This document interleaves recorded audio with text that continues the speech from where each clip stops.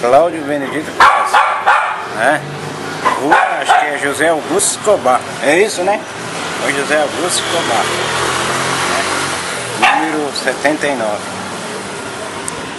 Então a gente cuida desses cachorros aí, não sou eu, eles aqui também cuidam. E tem um monte lá de lá que eu dou comida.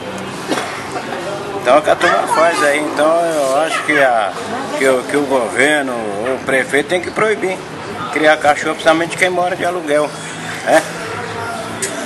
Muda, não pode levar o cachorro, solta o cachorro, né? Pega um carro aí, solta ele e não vai conseguir voltar, né?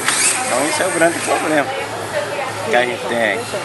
Do lado de lá também tem bastante lá. É um grande problema.